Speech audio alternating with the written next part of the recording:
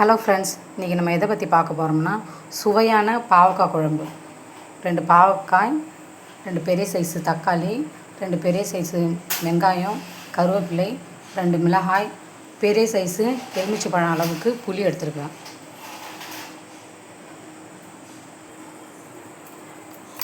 இப்போ கடாயை வச்சுட்டு இதில் தேவையான அளவு எண்ணெய் ஊற்றிங்க.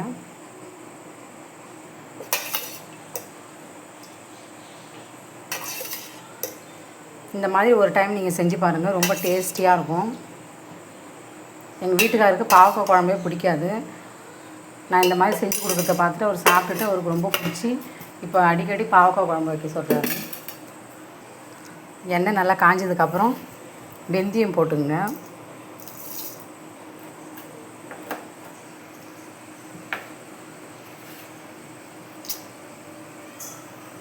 வெந்தயம் உடம்புக்கு ரொம்ப குளிர்ச்சி, பெண்களுக்கு ரொம்ப ரொம்ப நல்லது. கருப்பை வளர்ச்சி, கருப்பையில் உள்ள எல்லா பிரச்சனையும் தீர்க்கும். தொப்பை உள்ளவங்க வெந்தயம் சாப்பிட்றதுனால தொப்பை குறையும். பாருங்கள், வெந்தயம் நல்லா செவந்து வந்துருச்சு. இப்போ கருவேப்பிலை ஆட் பண்ணிக்கலாம். நல்லா வாசனையாக வந்துருச்சு வெந்தயம்.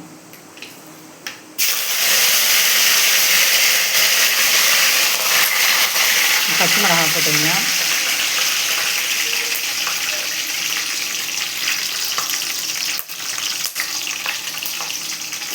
வெங்காயம்,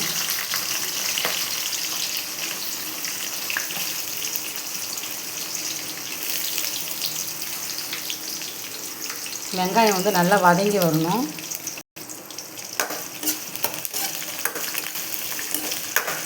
நான் பெரிய வெங்காயம் எடுத்துருக்கேன். நீங்கள் சின்ன வெங்காயம் எடுத்துக்கிட்டிங்கன்னா சின்ன வெங்காயம் இன்னும் நல்லா டேஸ்ட்டாக இருக்கும். பெரிய வெங்காயத்தை விட சின்ன வெங்காயம் தான் புளி குழம்புக்கெலாம் நல்லாயிருக்கும். புளி குழம்பு, மீன் குழம்புக்கெலாம் நீங்கள் சின்ன வெங்காயம் போட்டு செஞ்சிங்கன்னா நல்லாயிருக்கும்.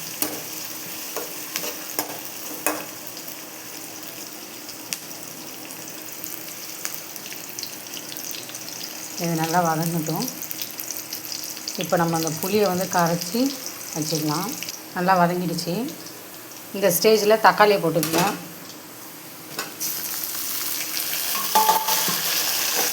பூண்டு போட்டால் இன்னும் நல்லாயிருக்கும், ஆனால் நான் பூண்டு போடல. பூண்டு உரிக்கிறதுக்குள்ளே பாப்பா எழுந்துவாங்க, அதனால் நான் பூண்டு போடல.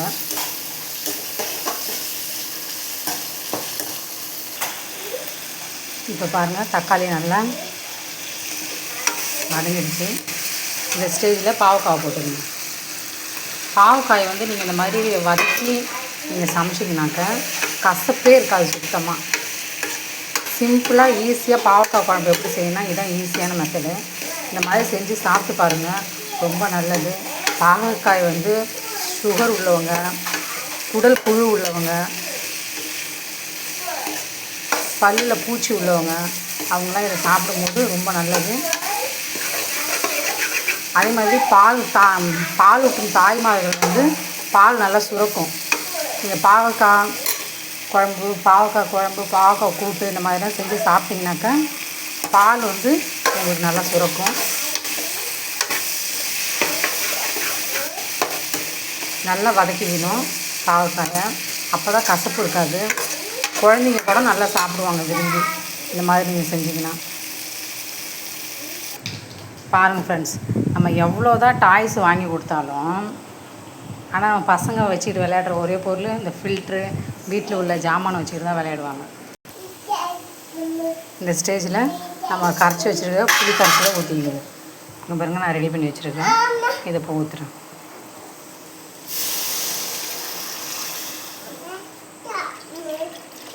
இருப்பா ஒரு நிமிஷம். பாருங்கள், இப்போ மூடி போட்டு ஒரு 10 நல்லா கொதித்து வந்ததும் இறக்கிட வேண்டியதான். நல்லா வாசனையாக வரும், அப்போ இறக்கிடலாம்.